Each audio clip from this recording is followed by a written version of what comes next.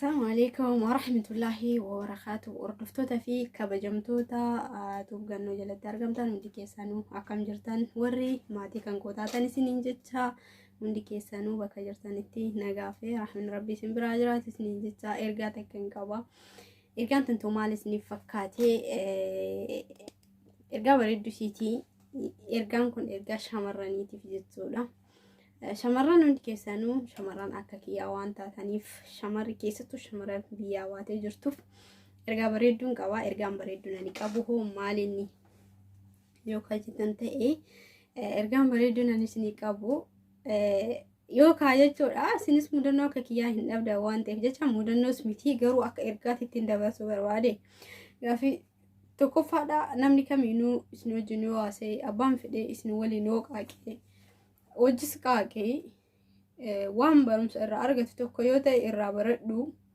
Laakiin immoo namoonni tokko tokko odoma haasuma keessaa karaas dabarsuu fedha. Gaafi tokkoffaa onneen shamaraadha yoo karaa namaa tarte waan ta'eef jecha miknaatum karaas dabarsuuf yaalee niin godhan jechuudha.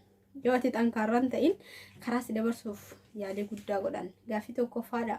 Isa tokkoffaa nama tokko fakkeenya si haasofsiisaa yookaan xiqqoo waliin turtii achi booda maal jedha turtii keessaa namni kun jechuudha. Yookaan waa si gaafataa yookaan mallaqa si gaafataa. Namni tokko mallaqa yoo si gaafate yookaan hin qabu yoo jetteen malsi akkamii akka si deebisu na dhageeffadhu. Hunda ilma namaati jedhaa hin jiru namoota tokko tokko jechuudha. Malsi akkamii akka isin deebisu isinitti himu uf jaalattaa sin jedha. Miknaatum kun waan jecha anan jedhamu waa'inna keessatti waan argeef jecha miknaatum jireenyi kee keessatti wanta akkanaa kun jecha waa'ee waan nan jedhameef jecha uf jaalatu kan keessatti immoo hin gaddin. Namni tokko osoo hin jaalanne nama jaalachuu yoo gonkumaa hin danda'u. Ati akka ilma namaatti nama fete jaalala qofa osoo hin taane akka ilma namaa nam tokko wajjin haasoftus uf jaalachuun andanyaadha tokkoffaa jechuudha. Okay, uf jaalachuun kan kee tokkoffaadha jechuudha ergaan kiyya.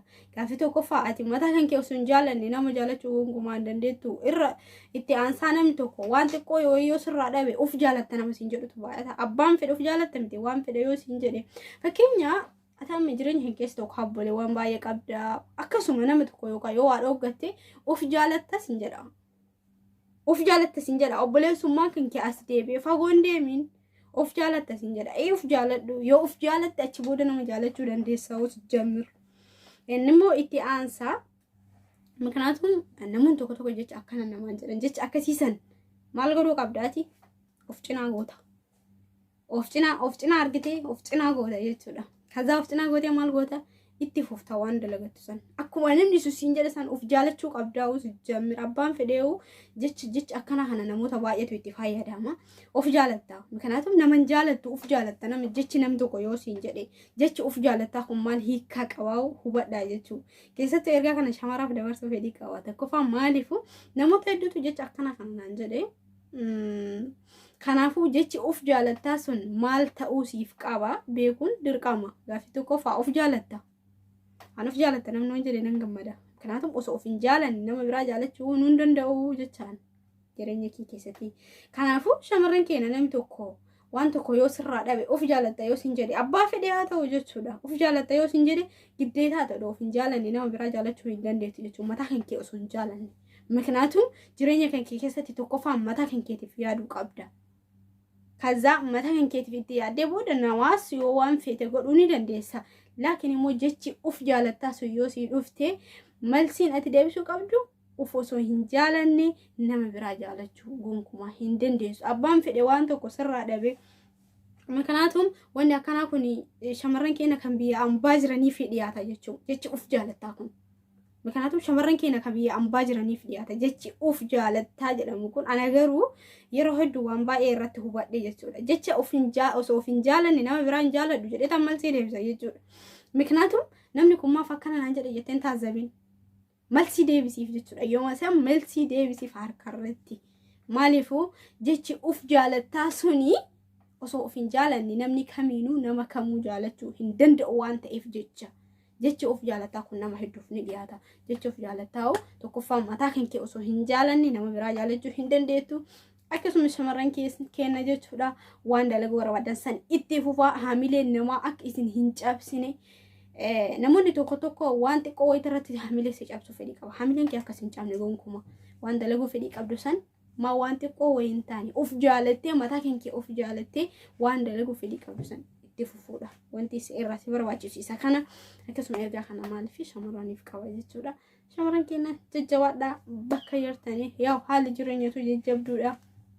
Isinis of jajjabeessaa isin jedha abbaan feetee of jaalattaa isin jedhe gonkumaa jechuudha. Osoo of hin jaalanne nama biraa jaalachuu akka hin dandeenye maalsii deebisaa isiniin jecha an jechi koo kanuma malsiin koo kanuma jechuudha. Kanaafuu ergaadha kuni abbaan fedhe of jaalattaa yoo sin jedhe malsii biraa deebisuun qabdu of jaaladha giddeetaa kuni jechuudha. Kanaafuu malsii akkana kanatu irraa dhiyaata isiniin jecha jajjabaadhaa shamarran keenya abbaan fedhe keessattuu jaalalaan fa nama shawwaduu fedhii qabanii karaa mallaqaatiin nama shawwaduu fedhii qabanii karaa hedduun maaliifuu wanta ati hin dalaga jettee itti karoorfattee fakkaan namoota hedduutu hamilee nama cabsuuf tattaafatu jechuudha.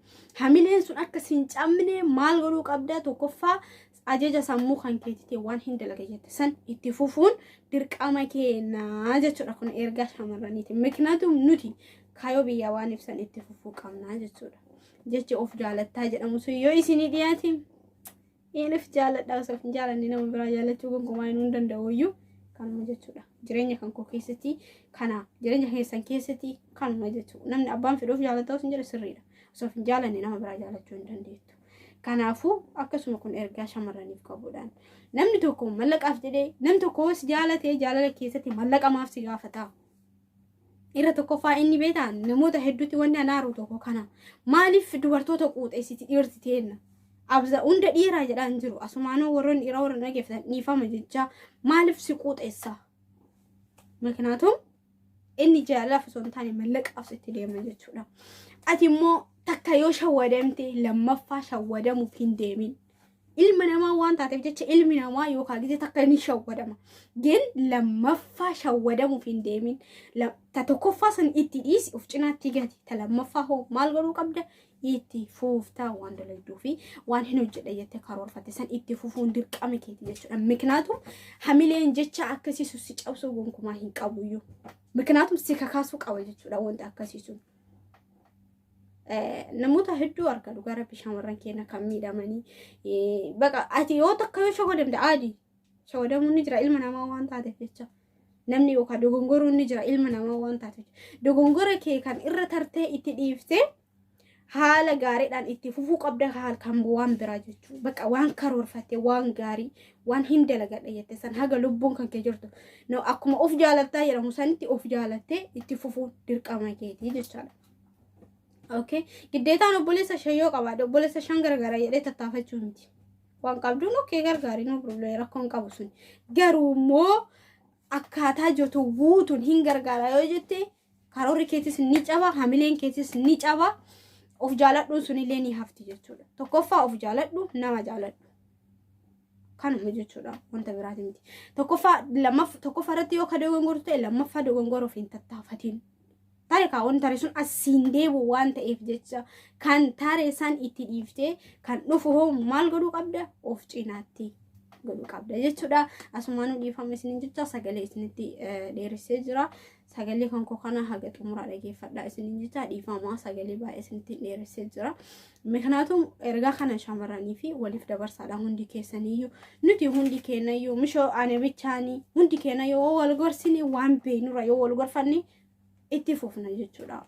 Waan dandeenyu irratti waan dandeettii qabnu irratti ergaan koo kanuma shamarran keenya bakka jirtanitti turtii gaarii isin jedha jajjabaadha bakka jirtanitti.